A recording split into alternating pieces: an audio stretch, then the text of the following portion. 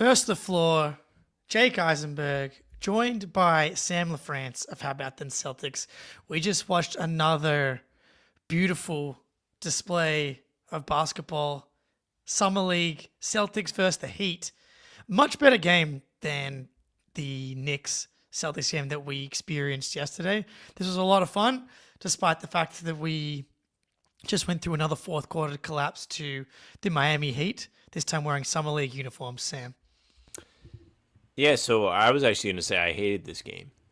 This game sucked. There was it was just out of control. The fouling was egregious. The guys were playing football out there. Ultimately, good game. Went down to the wire. Exciting game. But, man, just sloppy basketball for parts of it. The Celtics had so many moments in the game where they would get to 5 points behind Miami. They'd fight back. And then it would be like, we're going to do the dumbest thing you've ever seen. Yeah. Who was it that I think it was Hugo, threw a pass that was for Robert Williams. Then Kenny Lofton had one when he was feeling himself in the fourth quarter. They just couldn't get out of their own way in this game, and it was a frustrating watch. And the officials were bad. They were reviewing stuff that was dumb. There was the moment where they didn't know what the score was, so they had to stop the game. All around, just the game was 2.5 hours. A summer league game. It just should not happen. Another just nightmarish handling of the game. The refs were all over the place. The call they definitely got correct though was the Hugo Gonzalez drawn charge late in the game, which Sam LaFrance was 100% sure was going to be overturned. It was not. But again, the Heat were as well. Yeah, we were aligned. Hugo also got destroyed on a screen to end the first half, which led to 3 free throws. And it was a very obvious moving screen that they didn't overturn or know they were allowed to call approximate foul on. So, yeah, it was definitely a lot of Summer League-ness going on today as well.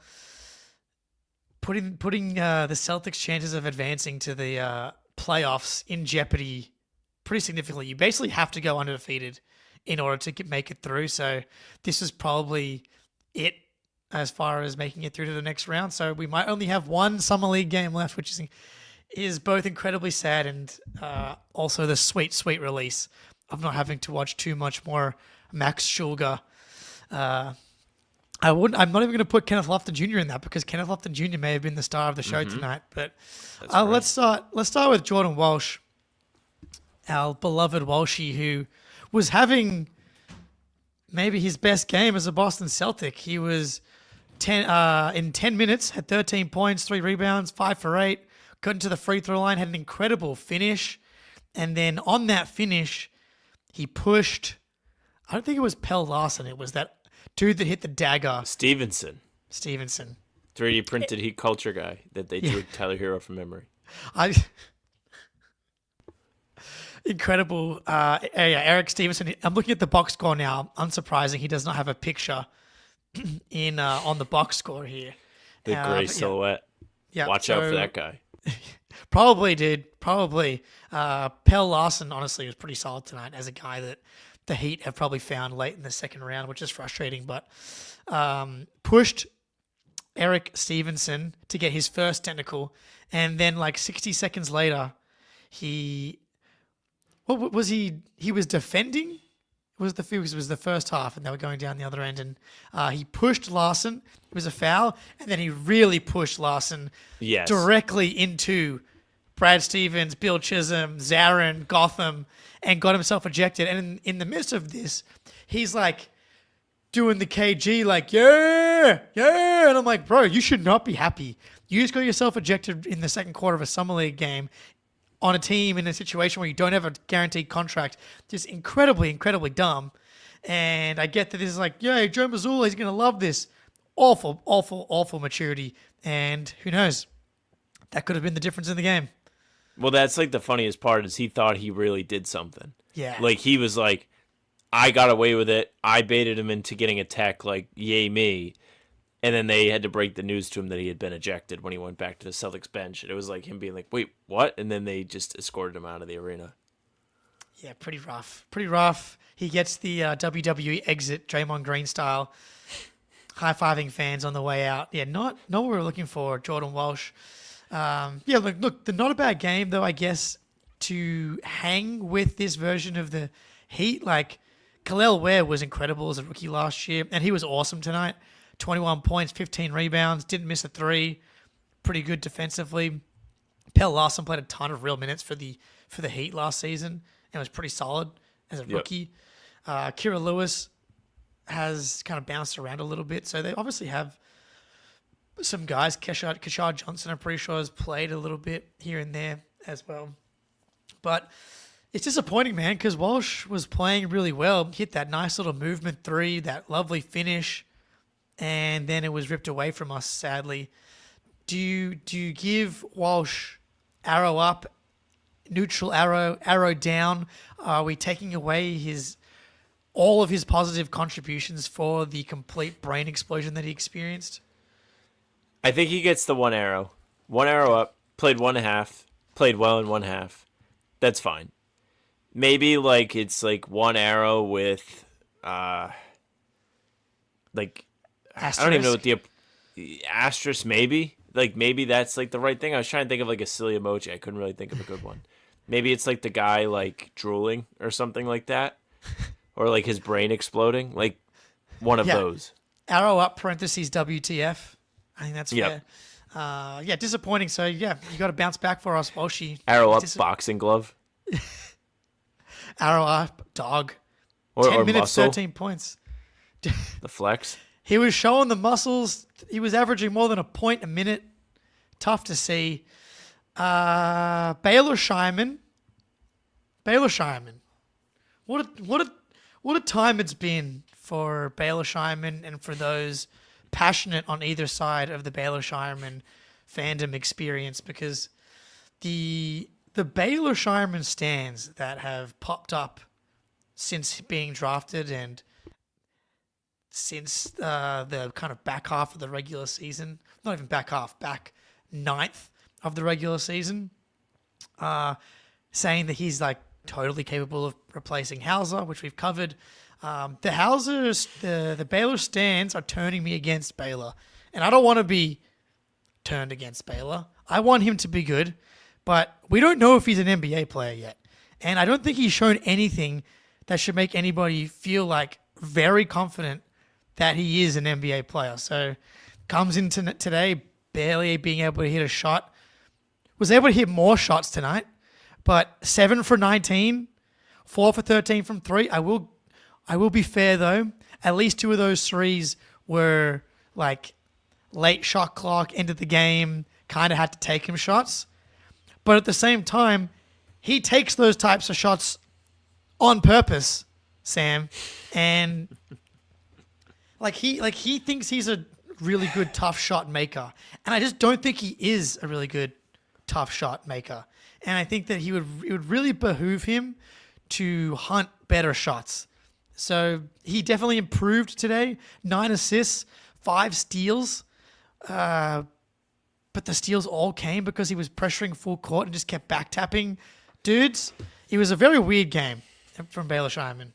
Man, fucking Shireman, man. He just can't decide. Like, he's giving you as if he's like serving you a meal and the main course isn't very good, but the sides are good. Like, the assists, good. Only turned the ball over twice. Good job, Baylor. Good assist to turnover ratio. 5 steals. Even though you kind of got him in a weird, like, cheaty way, still got 5 steals. Good job. Then you look at the shooting numbers and you're like, man, 7 of 19 from the field. That's not terrible, but it's not great. And then I looked and realized he took 13 threes, and I was like, wow, that's probably too many threes. He probably took too many threes in this game. And the reason why he's taking so many threes, some of it is called for. Some of it's transition looks. Some of it is like catch and shoot opportunities, and you have to do it. But I think part of the reason why he's taking so many threes is also he's not really beating guys off the dribble, which is fine, but that limits what he's able to give you offensively in the NBA. Because part of the appeal of Shireman is he's supposed to be able to put the ball on the floor and be able to do something with it, which we've seen flashes of. It would be wrong to sit here and pretend like we didn't see him do that before. But at the same time, he's not doing that now. And the talent level that he's playing against is not like NBA level. It's the tier below. And he should probably be more comfortable doing so. But like he is racking up the assists. He's active. Like he's doing a good job in that sense. Just not really impactful enough with the ball in his hands, it feels like. Yeah, and again, and like we talked a little bit about it last show as well, like he is being asked, and this goes for Hugo as well, when we get to him, like Baylor and Hugo being asked to be the primary creators, initiators, point guards, is not going to be something that they should be consistently asked to do. It's maybe more concerning for Baylor because, like, on the high-end outcome of him, you kind of want him to be able to be a guy that can do that. Like, if his ceiling is the Joe Ingles comp, like, Ingles was very capable of running second units and was really good pick-and-roll operator, able to create advantages despite having limited athleticism. But, yeah, really off balance at times, like getting into pretty good spots, but then these one-legged off balance fadeaways, couple of them went in, but for the most part, obviously 7 for 19, most of them didn't go in. So like, here we go. We got a tweet from Jay King. Jordan said as soon as he got to the locker room, he had a text from Joe Mazzulla. The coach told Walsh he loved the ejection. I can't agree, Joe. I disagree. Best guy on the floor gets taken out of the game. Whoa. Loved it. Loved it. Maybe not one you would love, Joe. I'm not sure Joe Mazzulla would even know that Jordan Walsh's contract is not guaranteed, but let's move on from old Jordan Walsh. But I'm happy for him that he see that bad positive reinforcement. Is it good that Joe likes that, though? Because Joe's the one that decides if he plays, and Joe clearly did not want to play him last year. That's fair. I don't know. It feels like rewarding my dog after he barks at, like, a child. I'm like, don't do that. I'm not going to give you treats for that.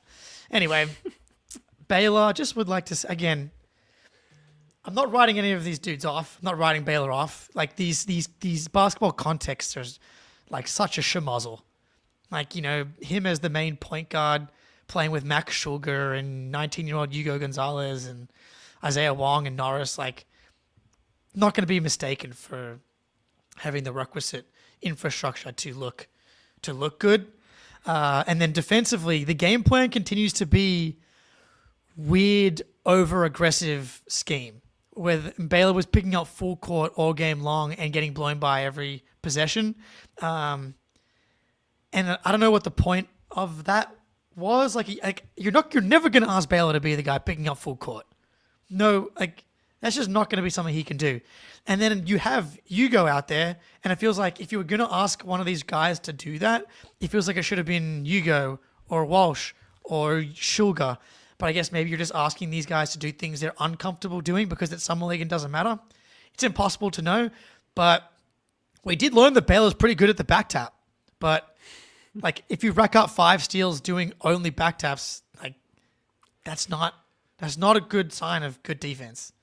Ugo and Baylor Shireman combined to average 6 fouls apiece.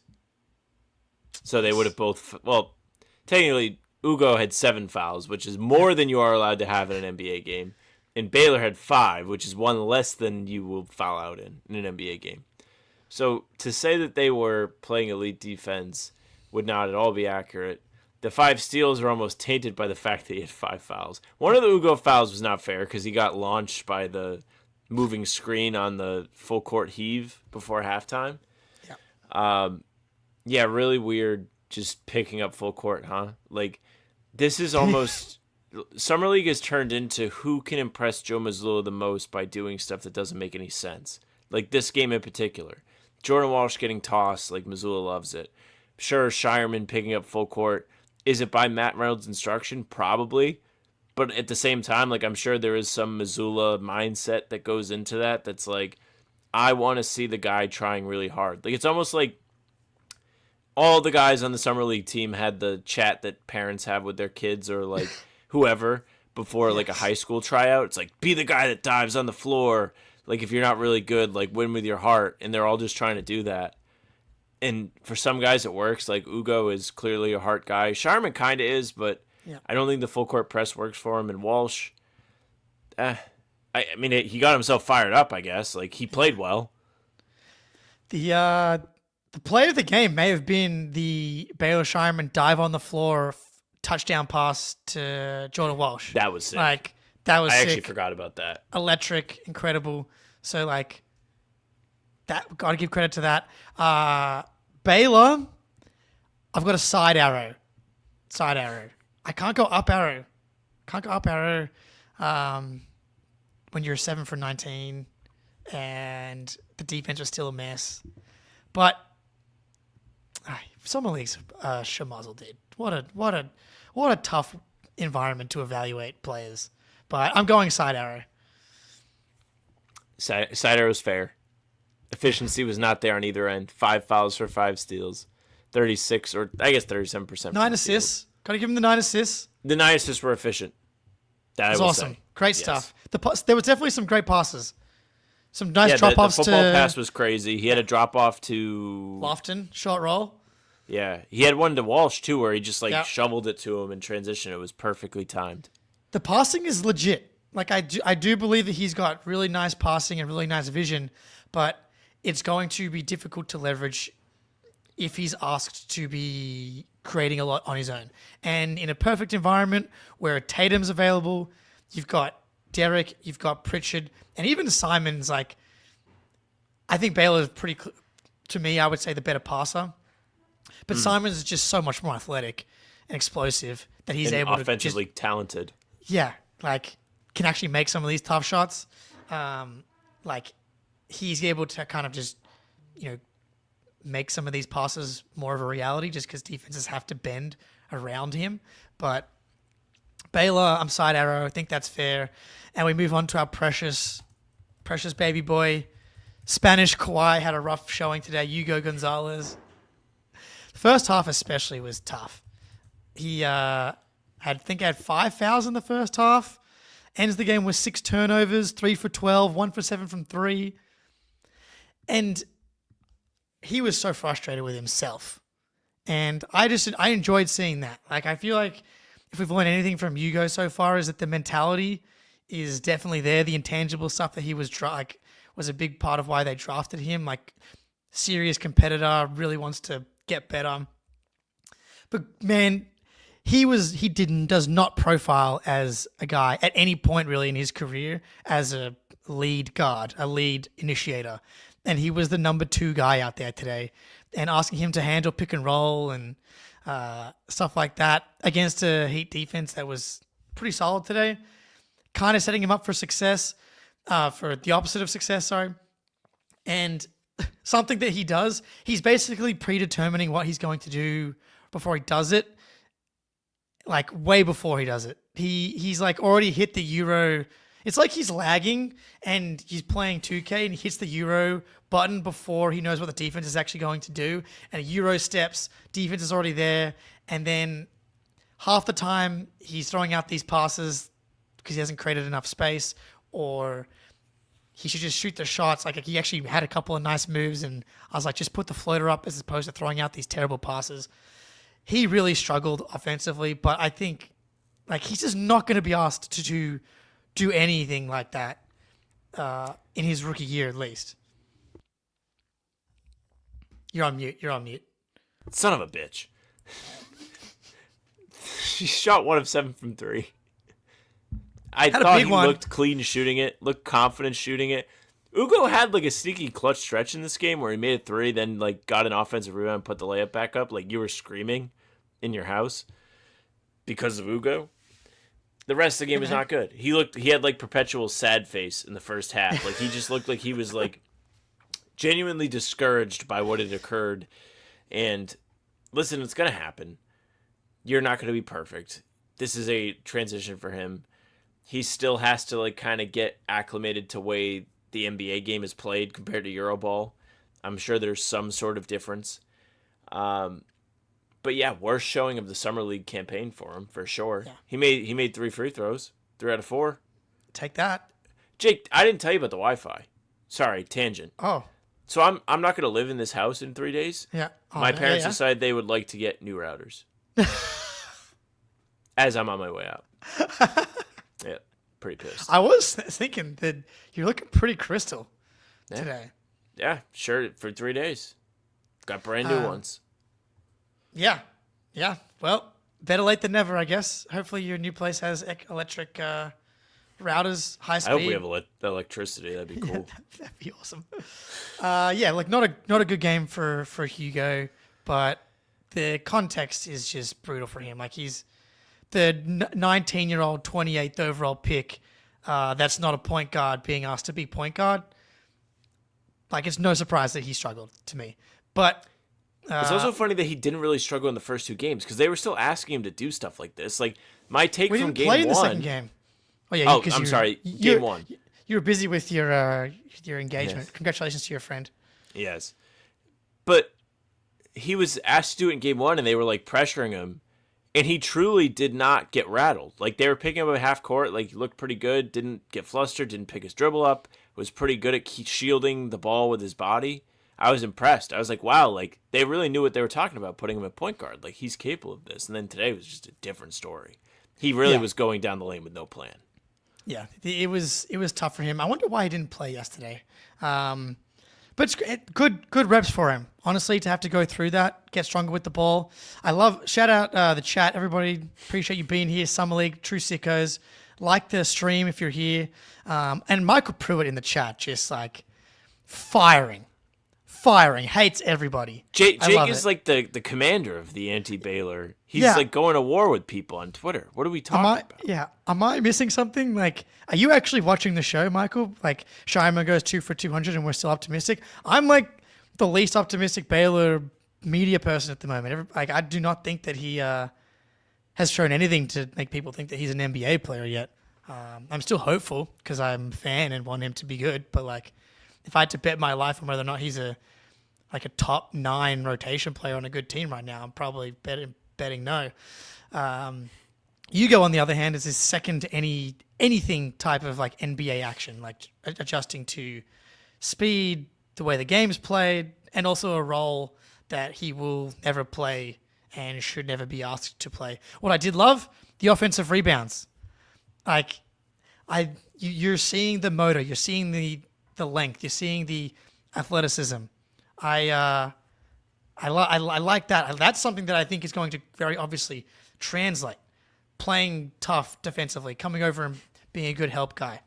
But yeah, I like Hugo. I like the vision with him, and I think if you guys are watching some of these other summer league games, you'd be freaking out too. Like go watch Con Knippel's previous game, and see how he played. Right, like there's some much higher chip prospects that have shat their pants in their first summer league games and come out totally fine. Sam Hauser stunk in his second summer league, by the way.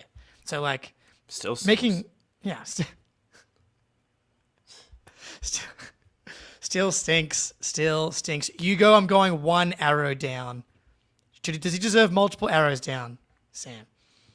Probably not multiple. I think one's fair. I just agree with you every time you give an arrow. I've noticed that so far. But I think it's a fair assessment. Like I think, I don't know, he did good things in this game. Like if you want to take something good away about Hugo today, be like, wow, he really showed up in the clutch. Like he had big moments when the Celtics were going back and forth with Miami in the fourth quarter. And it was like, okay, like I could see him being in a regular season game and making an impact. That's what I'm most excited for from him. Like I want to see what he looks like when he has to play next to Jalen and Derek this year. How comfortable is he going to be in the catch and shoot? In my opinion, he looks really confident taking threes. He's not afraid to fire it up. Like what we've seen from him in the first couple games here is probably a net positive of what is to come in the regular season. Mark P asks, is it just me or is this one of the worst summer league teams I can remember? Well, I would like go back 2 baskets away from being undefeated. So yeah, they smoked the Knicks. They had a good win, and they almost went undefeated. Last year's summer league team was pretty shitty as well. I would urge you to go back and watch if you're that demented, as I claimed to be going back and watching the Neemias Cater Lakers Summer League game, which was a complete not dedicated. Lie. I would definitely not be doing. Yeah, I can't be calling out Khalil Ware's lack of professionalism if I'm not willing to go back and watch the Neemias Cater tape from July Summer League last year. But yeah, man, it's Summer League. One arrow down for our boy Hugo, I think is fair. Charles Bassey is interesting because obviously, like, there feels like there's an actual roster decision there potentially. I still think he's going to get invited to camp. And it was interesting, though, today seeing him go up against a guy like Khalil Ware, who is, an NBA player, had a good rookie season. Didn't look like Shaq for the first time in 3 games, I think, to steal a comment from you in the playback. Yeah. And there's probably a little bit of that going on, right? Like, Cater was really good in Summer League last year in the one game that he played. Guys that are 25, 26 have had some NBA experience, are physically more dominant than a lot of other guys, should look good. And he goes up against a matchup where he doesn't have that kind of built-in advantage, and he didn't really look that dominant today. Yeah, it's kind of, I don't want to say like a good thing, but it is like a reality check for everyone that's like, this guy, he's the savior. He's going to come in and start, and the Celtics big man rotation will be saved. Like, I mean, for his sake, like, it would be cool. They brought in Charles Bassey, like, good for Charles Bassey. It means he earned a spot in the Celtics. It does not mean that the Celtics center rotation would be fixed. Instead, we would be sitting here, like, having council meetings on streams being like, who would you like to start center, Jake? Luka Garza, Neemias Queta, or Charles Bassey? Who would you like to see? And the answer would not matter because probably none of them are going to make that much of an impact if they're starting at center. And I just think like that is part of what comes along with Summer League. Like you mentioned, like the built-in advantage, like the talent level at Summer League is low enough where you do have a serious, impactful advantage just by being bigger than everybody. Look at Kenneth Lofton. Like he is able to big body people in the paint and impact the game just by being like, watch this. I'm just going to put my foot on the gas and go to the basket. Charles Bassey looked like Shaq in the first 2 games because he was just bigger than everybody. Charles Bassey had a double-double. Oh, should I say almost a double-double, according to Clean Music Lover in the chat here. Almost doesn't count, firstly. And Celtics almost won. Yeah, Celtics almost won. If he had one more point, one more rebound, maybe they would have got there. The counting stats are, whatever. Like, it's nice that Baylor had the 9 assists. We're kind of looking for the overall process. But yeah, Bassey, the fact that we're having the conversation about whether or not that we should bring him in that tells you everything you need to know, really. And if he legitimately has a case as maybe the best big man on the roster, I think seeing him next to Cater, we probably jumped the gun after that first Summer League, saying he's immediately the best center that the Celtics would employ.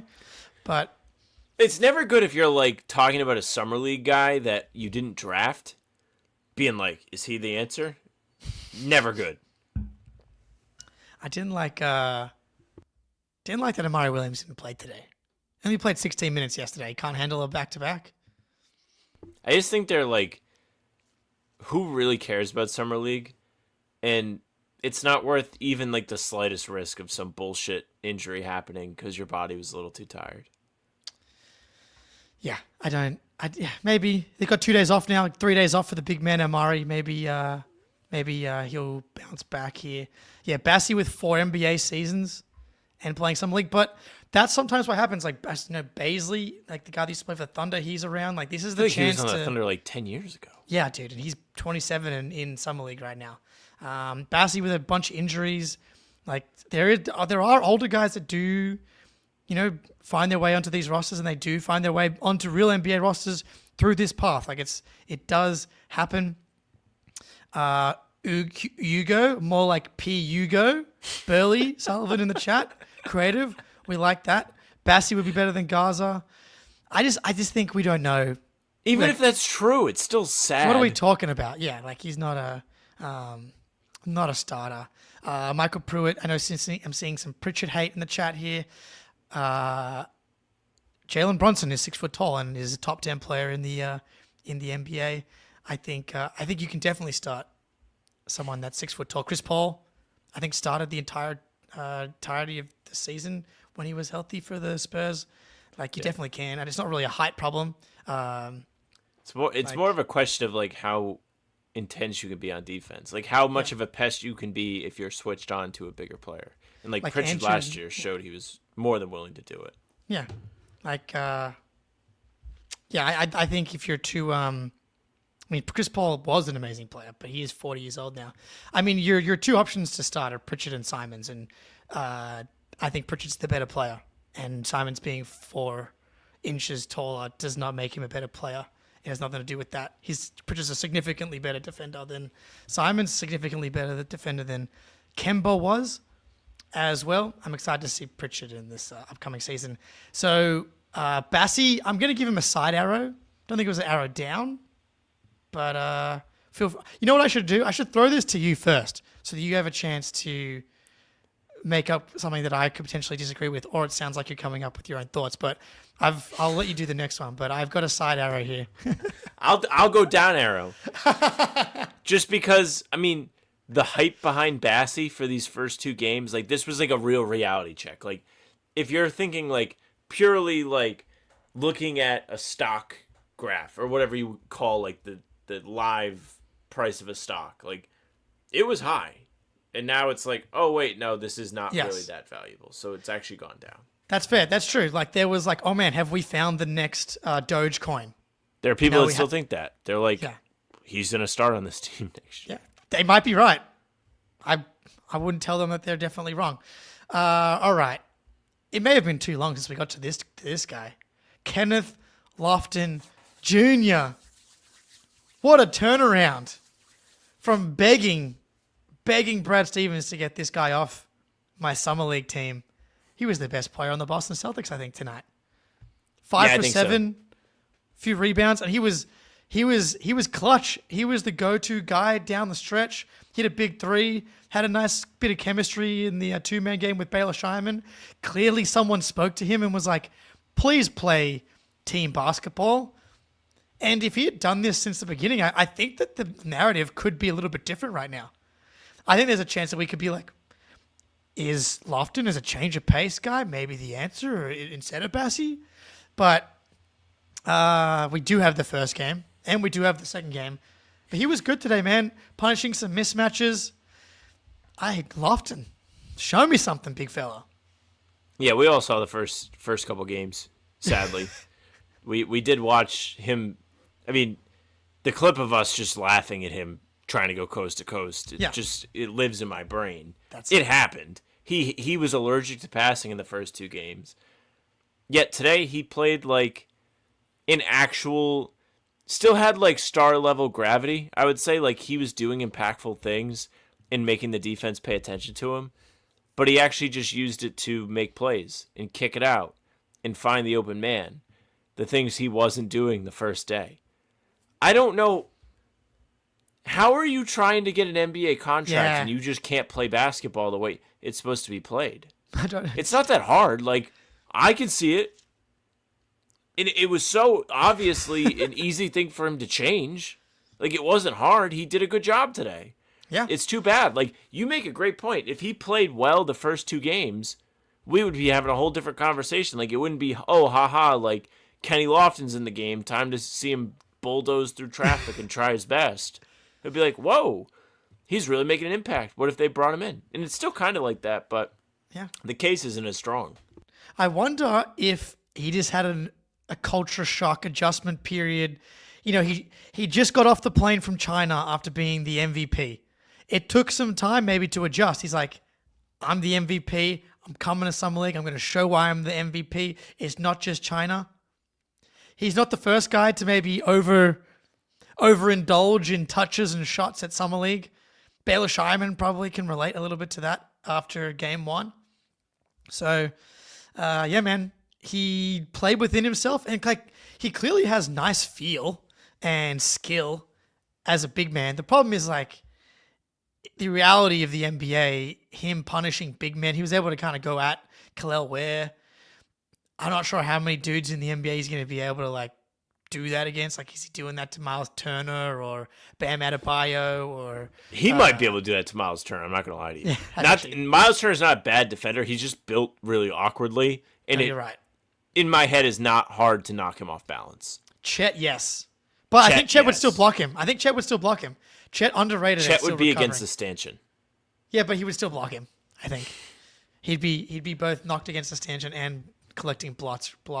But yeah, man, Lofton. Hang on. What would you give him? I think we give him. I'd say one arrow up. I think. Okay. I don't think like he moved me that much, and it was actually like almost more frustrating because it was such an easy switch to flip. Like, just don't play like a fucking dumbass.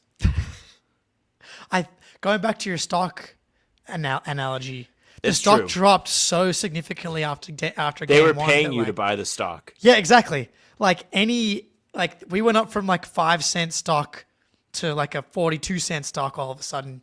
You're rich now. So yeah, Kenneth Lofton Jr. I'm giving you 2 arrows up here. Sam's a hater, but Can't stand him. Miles Norris, the Nos dog, pretty good. We're in. I bought the Miles Yeah. stock. We've poured the entire savings into it. I love him. I think he has a real opportunity to be a rotational player on the Celtics going forward. It just depends how much he can move along on defense, but I think he's done a pretty good job defending for the most part in Summer League. Today, Miles Norris kicked the boys in the ass, got him going early in the fourth quarter. He had 5 quick points. Yep. He wasn't the most efficient today. He was, 4 of 11? 4 of 11. Yeah. But like, hey, there was some guys that was going around today. You like to see him knock down one more 3 as a guy that is the shooter. He again felt like he was asked to put the ball on the ground a little bit more. He had one nice left-hand finish, which was good to see. But yeah, so I just like him. The size and the shooting is clearly real. He was getting on the boards, had 5 rebounds tonight, and he's so long. I thought he got some nice contests up there, got his hands in some passing lanes. I love that he is a guy that we've got in the pipeline. Gun to my head, is he an NBA player? Probably not, because I'm still kind of flabbergasted that a dude that's this tall that can shoot this well, I haven't like just seen sprinkled around a couple of rotations just purely That's a for good that. point. Yeah, it's like a red flag. Yeah, it is kind of a red flag because, I mean, I've seen guys that are shorter and worse shooters not get a chance before. He's played 3 games for the Celtics. That's it. 35 total NBA minutes before at age 25. And I don't know the full details of his background and why that hasn't happened. So maybe there's a reason for it. But yeah, I'm just surprised we haven't seen him get a chance at some point. Because like the Grizzlies, like he was on the Grizzlies G League team before the Celtics G League team. And they are elite at identifying fringe talent. And so for him not to get a chance there, it probably isn't like the best sign, but I love the skill set. I love that he's got a 2-way. Would you like to know who else was on one of those NBA teams that is just tremendous at finding fringe talent and was let go and then ended up here? Sam Hauser. Sam Hauser. He was one of the Heat culture guys. And That's right. then he came here and all of a sudden was a rotation piece on a championship team. So watch out for Miles Norris. That's the message. I love it. All right. What's the Norris stock watch? Miles, today? 2 arrows up. Thought he was 2 really arrows good. up. Yeah. Woo! I think I've had my expectations exceeded for Miles Norris in this summer league. He had 2 steals in this game and a block, 3 stock. Granted, the block was the actually losing play. He should not have blocked the shot. If they had allowed the layup to go in at the end of the game, they would have had a chance to tie. By blocking the shot, he could actually cost the Celtics a chance to tie the game, but did us all a favor because I didn't have to watch it overtime. Thank God. Yeah, that was a great help. Really unfortunate that it bounced directly to the Miami Heat. Of course it did, and of course the shot went in. Miami Heat. What did they end up shooting from three today? Yeah. Classic Miami Heat Devil Magic, 46% from three. And the Celtics shot 28% from three. And they lost a nail biter that they were up in the fourth quarter. Apologies for... Celtics lose a borderline must win because threes didn't go in. What could they possibly do not to lose? Oh, well. Tell me if you heard that before. I will say that. And they shot a lot of threes today. A lot more than the Heat. Unsurprising. I'm going to go one arrow up for the Nos dog. Can't go two for him. If you're a shooter, gotta see you make a couple more shots. Shulga, 0 for 5, 6 for 6 from the free throw line, 8 assists with 0 turnovers. Oh man, this dude is such a brick. I don't know. 0 of 5 does not do it justice. No. Each of his misses were so bad they should actually count for 2 misses. Sorry to interrupt, but I had to let it fly. Please jump in. I was just reading this comment, which is what my eyes were doing. Shulga. The whole selling point on him after the draft was this guy is a 3-and-D pest that is truly a marksman and a real defender. We have not seen the shooting at all. His misses are slamming off the backboard. Bro. It's bad. Everywhere. The threes slamming off the backboard. The twos are slamming off the shot clock. So far, the Celtics have drafted 2 fringy, wingy, perimeter-type white dudes that are supposed to be good shooters, and both of them are bad shooters in the past 2 seasons. Baylor Scheinman and Max Shulga added to the list so far. The 8 assists are nice. He definitely had a couple of nice like pick-and-roll possessions and getting some guys in jail, and so I really like to see that. I mean, what kind of arrows? What's the stock report doing on Shulga here? Down. Yeah, I'll go only one though. Only one arrow down. I did like the playmaking. Defensively, he hustles. But man, you have to give them something. They can't treat you like Ben Simmons on offense. When one of your things you do is supposed to be able to make threes. That was tough. They were just hanging way off him. Like, this dude is either not a shooter or completely shat his pants. And like, he has like Markelle Fultz going on with his actual jump shots. Tough. One arrow down. Kendall Brown, I love him. Like, just a fan. Classic fringe summer league guy. Never going to be in the NBA, probably. Reminds me of Jay Scrubb. Not similar players at all, but like just fringy NBA dudes that are going to spend a lot of time in the G League, probably have a successful career overseas. I love the way that he plays. Big, strong perimeter guy, 6'6", like really nice finishing, good cutter, good spatial awareness off the ball. He corralled some really tough passes under the basket and finished both of them in the clutch. Really important possessions. I like his outfit, like his hair. Yeah, a big Kendall Brown guy. Stock up. Good accessories. You mentioned the finishing. Like, just he floats in every single finish. Soft touch, looks easy. Never seems to have to exert himself to be able to get the ball up over the rim. Even like Miles Norris hit him with this, like, put him behind the backboard pass in transition. Yeah, on the stream, I was like, shit pass. And then he somehow, like, just effortlessly puts the ball in the basket on a reverse layup. Really like what we've seen from him. Even made a 3 today. Yeah. I would not mind seeing him be a training camp / main Celtics guy. I think he's actually been really impressive. That's a great call. I think get him in the G League.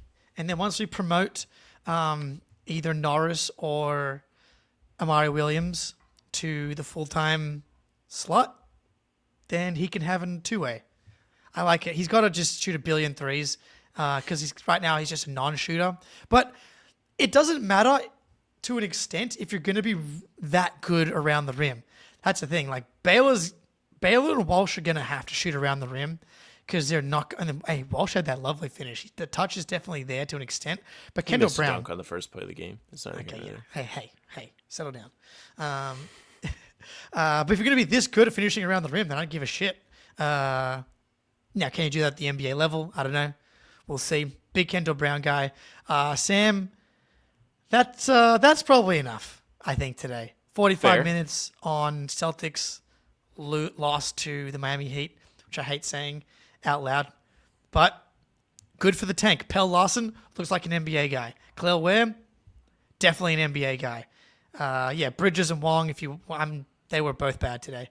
We're not going to talk about them because that's enough summer league chat. But the more these other NBA teams around the Celtics win-loss range get better, the better, in my opinion. Paul George having a knee scope, bad for the Celtics.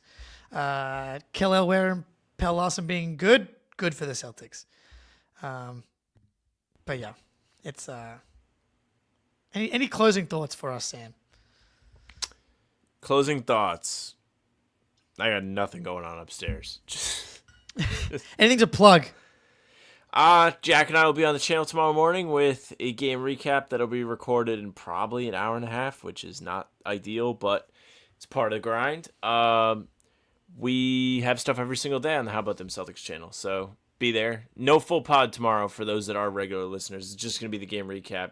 Jack is out in Vegas, and it is just a busy, busy time, so the full pods will be back, but it's just tough when he's out there because he's got to edit them. He's bouncing around. You don't want to just sit in the room when you're in Vegas. It's fine. It's time to party, man. You got 2 days off now. They got 2 days off. 2 days off. Time to enjoy the experiences that Las Vegas have. This is my last First the Floor appearance in this room. Wow. Well, end of an era. Yeah. End of an era. I'm excited to see the new environment, the new podcast studio. It's gonna be good. Check out How About Them Celtics. First the Floor. We'll be back at some point. Talking Summer League, maybe Dame Lillard.